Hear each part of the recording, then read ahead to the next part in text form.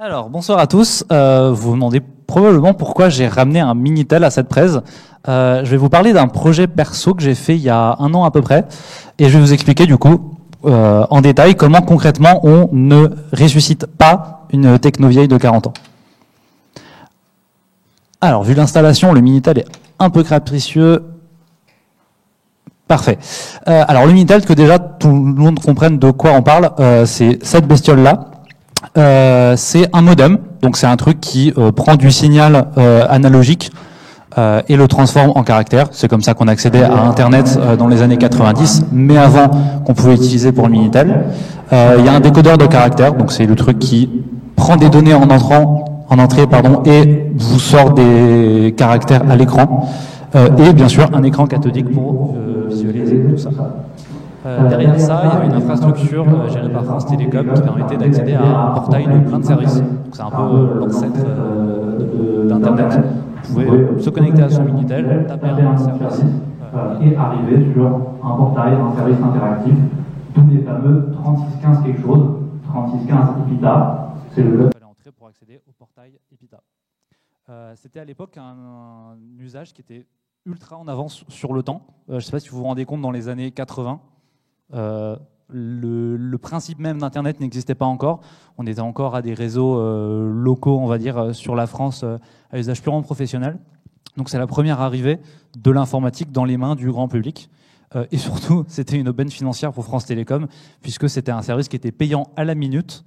Donc ça pouvait très très vite monter sur la facture téléphonique. Pourquoi ce projet? Tout simplement parce que j'avais un semestre de stage, stage de tronc commun l'année dernière, et j'avais du temps libre, comme on a tous pendant les stages, et je me suis dit pourquoi pas. En vrai, j'y connais absolument rien sur des vieilles techno comme le Minitel. J'ai pris ça un peu au pif en me disant ça va être marrant.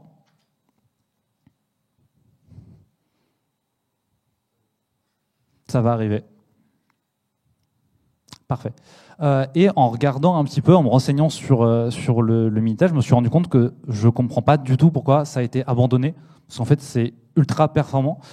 Déjà, l'affichage, c'est une matrice de 40 par 22. Ça fait beaucoup de caractères à afficher. Alors qu'un PC moderne, par exemple, vous avez une connectivité qui est un port Ethernet 1 gigabit par seconde, donc ça fait 1000 bits par seconde. Alors que le Minitel, il a 1200 bits par seconde, donc ça fait 200 bits de plus par seconde. Donc c'est plus rapide, donc je ne comprends pas pourquoi on ne garde pas comme le Minitel.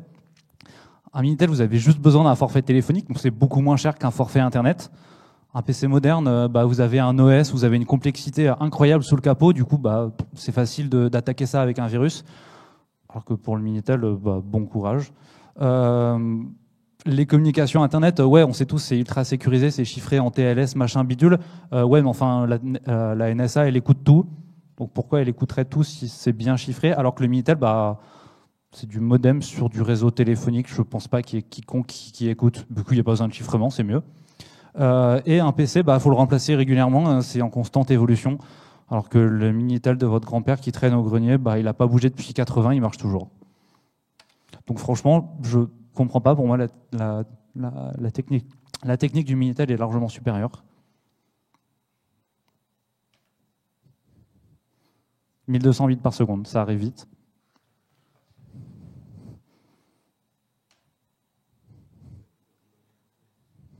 On y croit. C'est l'effet démo, ça marchait très très bien chez moi.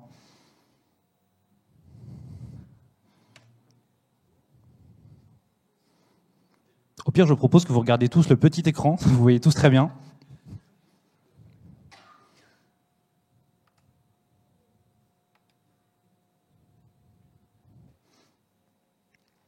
C'est pas grave, j'ai des slides en PDF de backup, plutôt que d'utiliser la sortie du Minitel.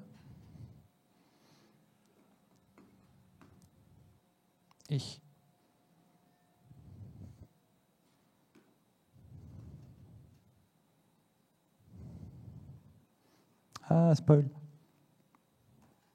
Hop. Au moins, on aurait vu qu'on peut faire des slides sur un Minitel pendant 3 slides, c'est pas mal. En me renseignant un petit peu sur le Minitel, j'ai découvert un nouveau mot qui paraît bizarre, c'est la télématique. C'est un truc qui a été inventé dans les années 70 où on s'est dit que Comme je l'ai expliqué, en fait, le grand public n'avait jamais d'informatique à l'époque. C'était complètement impensable d'un point de vue budget, d'un point de vue taille, d'un point de vue juste contrainte, quoi. Et donc l'objectif, c'était de créer un peu des postes d'accès à distance à l'informatique. C'est pour ça que ça, c'est juste un modem branché sur un écran. C'est parce qu'il fallait que ça coûte le moins possible pour que les particuliers puissent l'avoir. Le but initial, genre l'idée vraiment qu'ils avaient au début, c'est remplacer l'annuaire. Je sais, ça paraît bizarre, je ne sais pas si vous vous donnez l'annuaire, c'était un paquet de papier comme ça où il y avait des numéros dedans parce qu'avant il n'y avait pas internet, donc on était obligé d'avoir un registre des numéros de tout le monde. Et ils se sont dit ça coûte hyper cher de distribuer tous les ans le gros tas de papier à tout le monde, donc est-ce qu'on ne pouvait pas faire un truc où l'annuaire arrive chez les gens. Ça a été expérimenté dès 1980, même si dans les années déjà milieu 70 on commençait à parler de télématique et du fait qu'il faudrait que ça arrive. Et donc en voyant ça, l'idée de génie que j'ai eue, c'est de me dire en fait, vu que technologiquement le Minitel c'est ultra poussé et que ça peut servir à plein de choses, autant le ramener pour l'EPITA en fait. On va créer un service en 2 parties, avec une partie uniquement pour les étudiants qui permettrait d'accéder à tout ce dont ont besoin les étudiants, donc Zeus, les newsgroups à l'époque, etc. Et une partie publique, l'équivalent peut-être d'un site public, qui sait, on laissera peut-être au service comme ça ils feront des trucs marrants dessus. Voilà, un équivalent d'epita.fr, du site commercial de l'école. Et ce serait marrant, je me suis dit, pourquoi pas quand j'ai fini, d'ici le 1er avril, je ferai une annonce le 1er avril en mode fausse blague, en mode c'est une idée débile, mais en fait je l'ai vraiment fait. Voilà, pourquoi pas. Donc j'ai fait des premières recherches sur comment implémenter ça. Bizarrement, en tapant Minitel Server sur GitHub, il n'y avait pas de résultat. Je n'ai pas compris pourquoi. Alors aujourd'hui, il y en a un petit peu. En un an, il y a eu des trucs, mais à l'époque, il n'y avait pas grand-chose. Par contre, la doc, elle était facilement trouvable. Ça s'appelle les STUM, spécifications techniques d'utilisation du Minitel. C'est des grosses docs de 500 pages de France Télécom d'époque. Petite lecture avant de dormir. Hein, c'est l'heure de lire le manuel. Qu'est-ce que je dois faire du coup pour avoir un système où, à partir d'un Minitel et de gens qui ont pour une raison ou une autre un Minitel, ils puissent se connecter à mon service? Il faut déjà que j'ai de quoi répondre au téléphone, puisque un Minitel, ça se connecte en téléphone. Il faut que j'ai de quoi décoder le signal qui arrive, puisque c'est un signal de modem. Donc c'est, si vous avez tous en tête le son du modem 56K que vous avez entendu quelque part ou un autre, c'est à peu près similaire. Et ensuite, une fois que je comprends ce qui arrive, il faut que je réponde de manière intelligente, donc que je puisse afficher des pages, que j'ai un système de session, d'utilisateurs, etc. Les fausses bonnes idées que j'ai eues, c'était de mettre un Minitel en modem retourné, pardon. Donc c'est une fonctionnalité qu'il y a dans certains Minitel où on peut dire en gros on le met en serveur, c'est-à-dire on donne une info au modem pour lui dire ok, à partir de maintenant tu mets ton débit en émission plutôt qu'en réception. Ou alors sinon des logiciels de l'époque. Donc je pouvais récupérer des archives de logiciels pour ordinateurs dont j'ai jamais entendu le nom. Donc voilà, des années 80 pour les gens qui faisaient des serveurs Minitel dans les années 80. C'était pas vraiment une bonne idée. Mon objectif, c'était plutôt de faire quelque chose de moderne et de fonctionnel. J'ai dit, il faut décrocher le téléphone. Donc pour ça, un serveur téléphonique qui existe déjà. C'est une bonne brique simple à l'emploi, entre gros guillemets. Asterisk, c'est le truc le plus connu. Si jamais vous avez déjà été sur un standard téléphonique, c'est-à-dire tout le monde, vous étiez probablement sur un truc basé sur Asterisk, possiblement propriétaire, mais qui était basé sur ce projet open source initialement. Pour le modem, évidemment, je voulais pas un truc matériel, pas comme dans le Minitel. J'ai trouvé une bibliothèque qui marchait super bien, qui était très peu connue, mais qui a implémenté du coup un modem dans Asterisk directement et qui avait déjà le standard pour le Minitel intégré. Donc, côté téléphonique, il n'y a plus qu'à commander une ligne SIP, SIP ou SIP. C'est juste un truc qui permet de recevoir un appel sans avoir un vrai téléphone. Donc, c'est un numéro de téléphone virtuel, en gros, qu'on peut décrocher depuis un serveur téléphonique. Donc, c'est cool, j'ai décroché un appel, mais derrière ça, il faut que j'ai quelque chose qui renvoie les pages, c'est-à-dire un truc qui va afficher du texte, va comprendre ce que entre l'utilisateur. Et ça, du coup, avec des technologies modernes, ça n'existait pas. Du coup, je me suis dit, ok, c'est cette brique-là que je vais devoir implémenter. L'objectif, c'est de faire un truc relativement propre, moderne, qui puisse être mis en prod. où on peut créer des pages de manière simple et efficace, qu'on n'a pas à hard-coder en octet chaque bout de la page. Et comme c'était dans l'optique initiale de faire un truc potentiellement pour les étudiants, avoir un système de session authentifié, où on puisse se connecter avec un compte, débloquer des accès à des services, etc. Comment j'ai implémenté mon architecture pour gérer tout ça?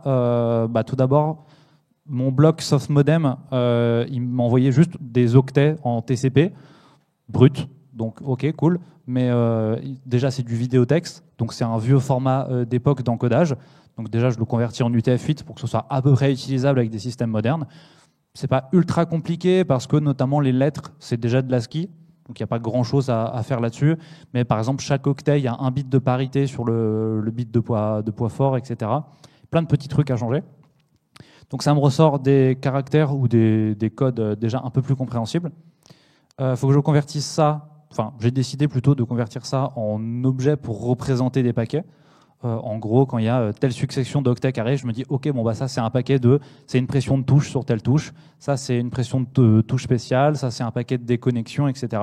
Et comme ça, j'ai vraiment un truc qui se comprend de manière moderne et qui peut s'intégrer dans un programme orienté objet. Et derrière, un peu comme si vous avez déjà fait du web avec le MVC, modèle vue contrôleur, s'il y en a à qui ça dit quelque chose, là j'ai des contrôleurs, donc des trucs qui vont comprendre des inputs, choisir qu'est-ce qu'ils vont faire avec des pages et en renvoyer avec derrière des vues, donc du matériel brut d'images, de texte, etc. à présenter à l'écran. Et après, pareil, ça repart dans l'autre sens. Hop. Mais du coup, j'ai parlé des vues, mais comment je crée une vue, comment on écrit une page pour afficher sur du Minitel? Déjà, on pourrait faire à la main, donc c'est-à-dire lire les centaines de pages du manuel et tout faire à la main, octet par octet, caractère spécial par caractère spécial. Il y avait déjà des outils qui existaient, notamment MiEdit, qui est lié à un émulateur Minitel en ligne. C'est celui que j'utilisais au début de la présentation pour juste reproduire ce qu'il y avait sur l'écran du vrai Minitel juste ici. Mais on peut aussi écrire des pages, pourquoi pas. Mais je me suis dit, je veux un truc entièrement intégré, qui soit facile à prendre en main. Et MiEdit, c'est un truc que je ne maîtrise pas, qui est pas forcément intuitif selon moi. Donc je me suis dit, je veux faire un truc moderne, je veux faire un truc avec un langage de description, de la même manière qu'on ferait des pages web. Initialement, j'ai repris un peu un truc proche du protocole, c'est-à-dire que je me suis dit, je vais faire une liste de balises où je mets un mot-clé pour dire, ok, je nettoie, je vide l'écran, je bouge mon curseur à tel endroit, je mets telle couleur de fond, j'affiche tel texte, etc., etc. Ça, c'est très proche de comment fonctionne le protocole en dessous, puisque, par exemple, vider l'écran pour afficher une nouvelle page, c'est un code à envoyer, donc %clear, et derrière, c'est parsé et c'est traduit en un code binaire pour nettoyer l'écran du Minitel. C'est facile à implémenter, mais du coup, c'est un peu chiant à écrire. Je ne sais pas ce que vous en pensez, mais honnêtement, écrire des trucs aussi complexes pour juste une page, c'est pas ouf, surtout que là, c'est juste pour mettre un texte. Si jamais je veux faire des schémas, des formes, des images, etc., ça va pas être pratique. Donc je me suis dit, mais attends, je suis en train de faire un langage de description pour des pages, ça existe déjà, ça s'appelle de l'HTML. Donc je vais refaire un peu mon propre HTML. Donc je me suis rebasé sur de l'XML, donc avec des balises comme de l'HTML, et cette fois-ci avec des structures de description où il y a un début, il y a une fin, et comme ça, une meilleure manière de représenter des pages et un truc plus intuitif pour des gens qui font du front, pour des gens qui font des pages HTML. C'est beaucoup plus complexe à implémenter, beaucoup plus que ça en a l'air, puisque là, ça veut dire qu'il faut que je fasse des AST concrètement, avec des débuts de balises, des codes de fin de balises. Il y a des cas assez spécifiques où je dois traiter, ok, je suis dans une boîte et j'ai mis telle couleur de fond, et la boîte, elle a une autre couleur, etc., etc. Ça faisait beaucoup de trucs à implémenter.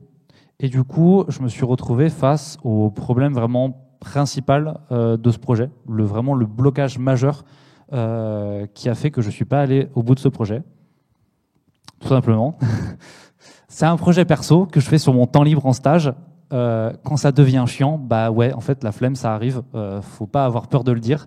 Le but d'un projet perso, c'est de s'amuser, de tester des trucs et pas forcément d'avoir un truc fini qu'on puisse annoncer aux étudiants et présenter à la com et faire des trucs aussi loufoques que ça. C'est pas grave, en vrai, j'ai déjà... Oups. Hop. Pardon. J'ai quand même fait d'autres petits trucs dont j'ai pas parlé, donc juste pour être exhaustif un peu sur ce que j'ai fait. J'ai fait du coup un système d'authentification via Office. Alors évidemment, on ne rentre pas sur son mot de passe sur le Minitel. Juste, on ouvre un navigateur sur un site où on se connecte avec Office. Ça donne un code à usage unique qu'on tape ensuite sur le Minitel et on a une session authentifiée. Et également un système de lecture et d'envoi de news. Alors avec l'ancien protocole pour les gens qui ont connu avant Discourse. Donc le NNTB. Malheureusement, les anciennes news n'ont pas été totalement migrées, notamment le channel test. Du coup, on ne peut pas voir la magnifique news que j'avais envoyée depuis mon Minitel il y a 1 an. Je suis triste. Mais au final, mon projet, donc, il n'a pas du tout abouti. Je vous ai expliqué du coup comment faire un projet qui n'aboutit pas. C'est génial. Mais en fait, on s'en fout en fait. En fait, c'était marrant, c'était instructif. Ça m'a bien occupé mon temps libre. Et ça a boosté ma culture G sur, comme je vous ai dit, l'histoire de l'informatique, sur le Minitel, sur, OK, ça ressemblait à quoi l'informatique dans les yeux du grand public dans les années 80. Et donc, ce que je voudrais vous dire, c'est, ouais, en fait, faire des projets perso, c'est pas un casse-tête, c'est pas un fardeau. Juste, si vous avez du temps libre, si vous avez de la curiosité, trouvez un sujet, trouvez un truc où vous vous dites, OK, là, j'y connais rien, j'ai peut-être les connaissances techniques ou pas pour le faire, mais en fait, je vais me lancer parce que ça va m'apprendre des trucs, ça va me faire découvrir des choses qu'on m'aurait absolument pas enseignées.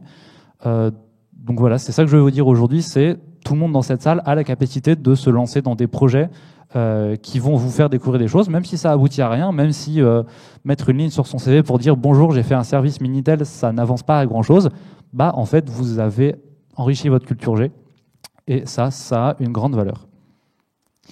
Merci à tous. Est-ce que vous avez des questions ?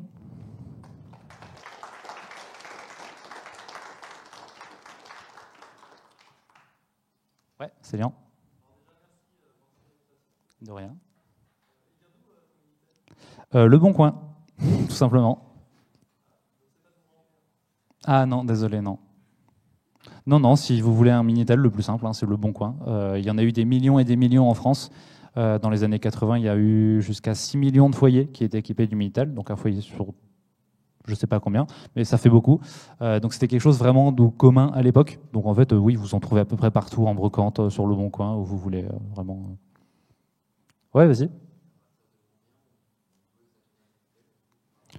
Je sais pas, genre 20-30 euros, ça coûte rien. Hein. Ouais.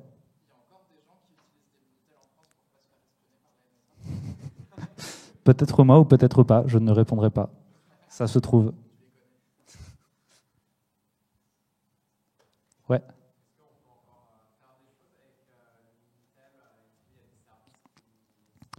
Oui, il y a encore des gens bizarres comme moi qui font tourner des services Minitel qui sont disponibles. Tu as une petite dizaine au total de numéros de téléphone qui existent encore, qui sont en service. Évidemment, les services de France Télécom n'existent plus, malheureusement. Le vrai 3615, dans le sens où vraiment numéroté 3615, ça a fermé en 2012. Mais tu as une page Wikipédia sur les microservices Minitel qui est assez à jour et qui répertorie de certains nombres de numéros de téléphone que tu peux appeler depuis ton Minitel. Et si tu n'as bizarrement pas de Minitel, tu as des émulateurs qui te permettent d'accéder à certains services, notamment 3615 Hacker, je crois, qui était un service relativement connu à l'époque, qui est intéressant. Il y a l'IET Doxer aussi, qui a fait un très bon service Minitel, avec plein de trucs intéressants dessus, tels que les horaires de train ou un prompt chat GPT sur ton Minitel, c'est intéressant.